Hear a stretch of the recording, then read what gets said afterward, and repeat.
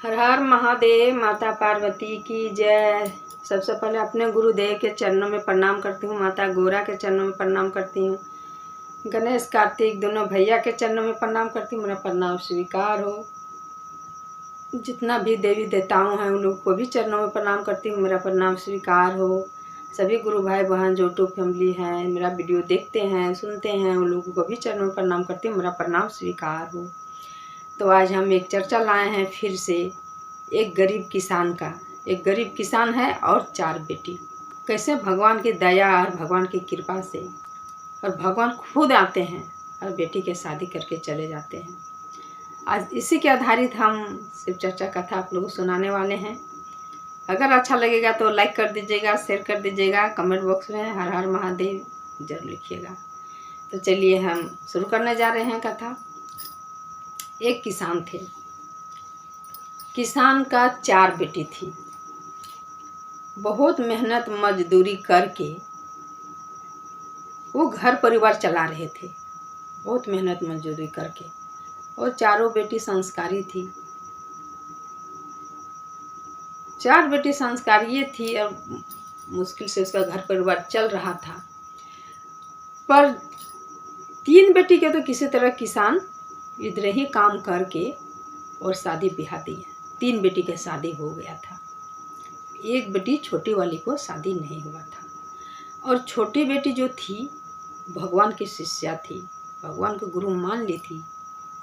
प्रतिदिन गुरु के कीर्तन भजन मनी करती थी, आराधना करती थी, दया मांगती थी। छोटी को शादी नहीं हुआ था। उसके जो पिताजी थे वो चले गए। जब इधर काम नहीं हो पा रहा था उतना नहीं, जब चलने लगा तो चल गए बाहर काम करने के लिए। बाहर में जाके काम करने लगे। तो उनका जो पिताजी थे वो भी शिव भक्त थे, भी शिव को पूजा पाठ करते थे। तो पूजा पाठ शिव को करते थे जब तक यहाँ रहे किए। बाहर गए तो बाहर में भी उनको मन था कि हम भगवान को पूजा करेंगे ही। तो एक जगह ऐसा मंदिर था, ऐसा जगह शिवलिंग था जहाँ की कोई पूजा पाठ करता ही नहीं था। बस वहाँ शिवलिंग रहता था, कोई नहीं पूजा पाठ करता था। तो क्या करते थे, किसान बाहर गए थे काम करने के, तो वो शिवलिंग के पास जाके प्रतिदिन साफ सफाई करके और वहाँ जाके जल अर्पित करते थे। जो भी ले जाते थे फूल प्रसाद वो सब अर्पित करते थे और फिर आके वो अपना काम पे जाते थे। इस तरह से उनका वहाँ ड्यूटी भी हो रहा था और भगवान की पूजा भी हो रहा था। बहुत दिन बीता इस तरह करते करते। छोटी बेटी के लिए रिश्ता आने लगा शादी के लिए। छोटी बेटी भी यहाँ शिव को पूज रही थी, मान रही थी, प्रतिदिन दया मांग रही थी, चर्चा कर रही थी और नमः शिवाय का नमन कर रही थी। तो जब रिश्ता आने लगा तो उसकी जो पत्नी थी वो अपना पति को चिट्ठी भेजी और बोली कि बेटी के शादी लग रहा है, आप आ जाइए किसी तरह से न किसी तरह। आप अगर नहीं रहिएगा तो यहाँ कैसे क्या होगा, कौन करने वाला है देखभाल, तो आपको आना ही पड़ेगा। अपना पति को चिट्ठी दी कि भेजी कि आपको आना ही पड़ेगा, यहाँ कौन करेगा शादी ब्याह, देखभाल करने के लिए कौन है। इस तरह का जब उसका पति पढ़े देखते हैं कि मेरी छोटी बेटी को रिश्ता लग रहा है और हमको वहाँ जाना तो बहुत ज़रूरी है, जाएंगे कैसे। ये सोच रहे कि हम जाएंगे कैसे, क्योंकि भगवान को भी ऐसा भक्ति कर रहे थे ना कि भगवान को पत्थर बोल के नहीं भक्ति कर रहे थे। उसमें भी यही सोच के भक्ति कर रहे थे कि भगवान में भी आत्मा है। अगर हम जाएंगे वहाँ शादी ब्याह में तो भगवान को यहाँ फिर कौन करेगा। हम प्रतिदिन एक लोटा जल देते हैं, भोग लगाते हैं, तो अगर हम जाएंगे बेटी के शादी में तो फिर यहाँ कैसे क्या होगा। उनका एक दोस्त रहा करता था वहीं पर साथ में। इस तरह का वो सोच ही रहे थे। अब भगवान सब सुन रहे थे, भगवान सब सुन रहे थे कि हम कैसे जाएं। उसका बोल रहे हैं लड़की के बाप की कैसे जाएं, हमको यहाँ पूजा करना है, भगवान को छोड़ के हम कैसे जाएं, यहाँ कौन भगवान को जल देगा, कौन भोग लगाएगा। तब फिर जो किसान थे सोच रहे हैं कि किसी तरह तो मेरी बेटी को शादी हो ही जाएगा। मन में आ गया कि मेरी बेटी की तो शादी रुकेगा नहीं, हो ही जाएगा किसी तरह। और अगर हम चल जाएंगे तो फिर यहाँ भगवान को कोई एक लोटा जल देने के लिए भी नहीं है, सो कैसे देंगे। हाँ, नहीं जाएंगे, मेरी बेटी की शादी नहीं रुकेगा, भगवान की कृपा से तो हो ही जाएगा, हम जानते हैं हो जाएगा, क्योंकि 3 बेटी को तो शादी हो गया है, तो ऐसे करेगा, सब मदद करेगा तो शादी ब्याह पार हो जाएगा। तो इसी ही तरह वो किसान बोला कि नहीं, हम नहीं जा पाएंगे, मेरी बेटी की शादी किसी तरह हो ही जाएगा भगवान की कृपा से। भगवान सब सुन के थे, और भगवान क्या किए, वही लड़की के पिताजी का रूप लेके और आ गए उनका घर, आ गए पूरा सामान के साथ, दहेज के साथ। वो गांव में किसी को वैसा शादी नहीं हुआ था, कोई वैसा बेटी के शादी में नहीं खर्चा किए थे, नहीं दान दहेज दिए थे।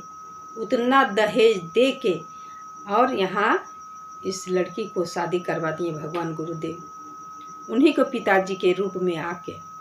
किसी को मालूम भी नहीं पड़ा कि ये भगवान है। उन लोग को भी, बच्ची सबको भी लग रहा था कि मेरे पापा आए हैं, इतना दिन से कमा के रखे थे, वही पैसा से इतना मेरे लिए धूमधाम से शादी करवा रहे हैं, इतना दहेज और इतना सामान दे के। बहुत खुश हो गया उसका माँ, बेटी सब खुश हो गई थी।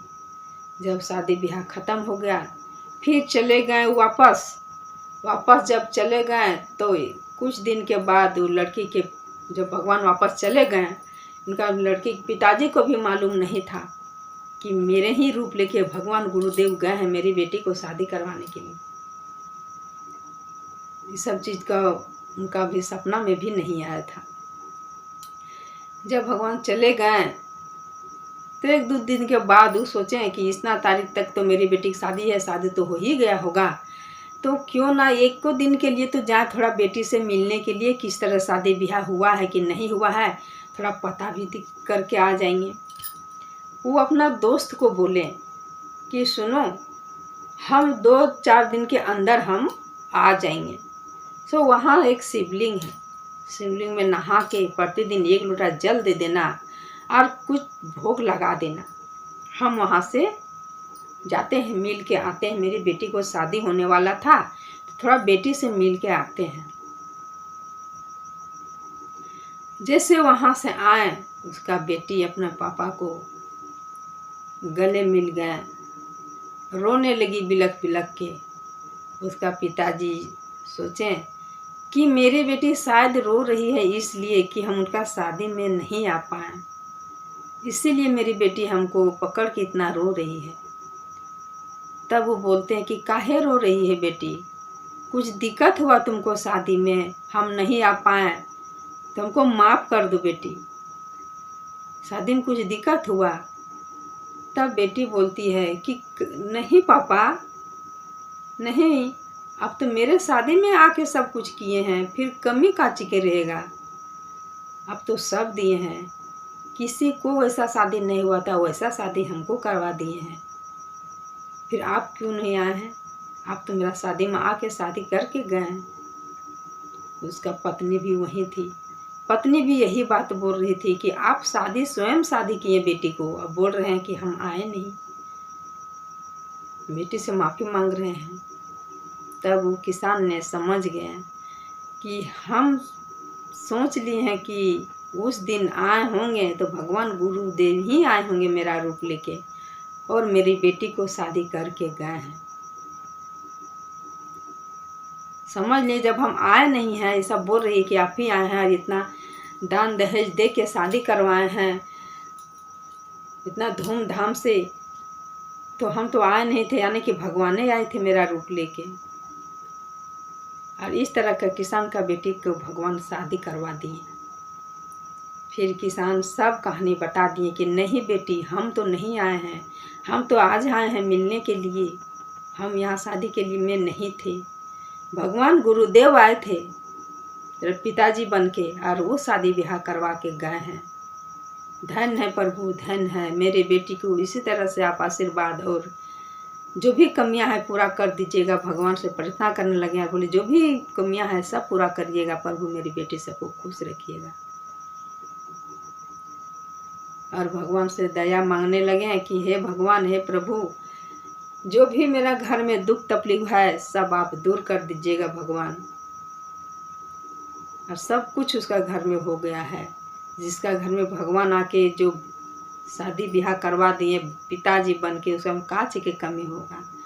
इतना दान दहेज दे के सब, फिर उसका घर परिवार सब मिलके सब भगवान गुरुदेव के शिष्या बन गए और गुरु का 3 सूत्र का पालन करने लगे। सब कुछ उसका घर में भर गया है।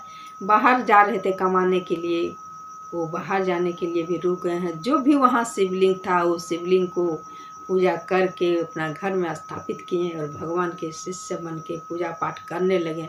और चर्चा में पूरा परिवार लीन हो गया पूजा पाठ में, चर्चा में, और खुशी से रहने लगे। ये भगवान के महिमा है। भगवान बोल रहे हैं, भगवान भाव देखते हैं। जो मन से पूजा करता है कि नहीं हमको भगवान को पूजना है, मेरे पूजे कैसे रहेंगे भगवान को।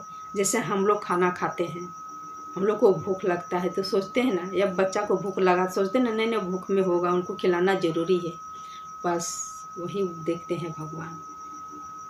जो ये हमको पूज रहे हैं कि हाँ मेरा आत्मा है, मेरे में भी भूख है, हम भी खा सकते हैं। पत्थर बोल के नहीं पूज रहे हैं कि नहीं हमको करना है, पत्थर में पूजा करके अपना हम काम निकाल लिया, हाँ चले अब चले, वैसा नहीं। ये जान है कि इनका भी भूख लगता है, इनको भी प्यास लगता है। ये भाव देखते हैं। यही भाव से भगवान गुरुदेव उनका घर सब कुछ भर दिए और उनका पिताजी के रूप में आके उनका बेटी के शादी भी करवा दी। देखिए भगवान का महिमा। भगवान गुरुदेव नाम भोले तो काम भोले। तो चलिए आज का कहानी उम्मीद करते हैं कि सुन के आप लोग को अच्छा लगा होगा। लाइक कर दीजिएगा, शेयर कर दीजिएगा, कमेंट बॉक्स में हर हर महादेव जरूर लिखिएगा। तो सब मिलकर बोलिए हर हर महादेव। माता पार्वती की जय।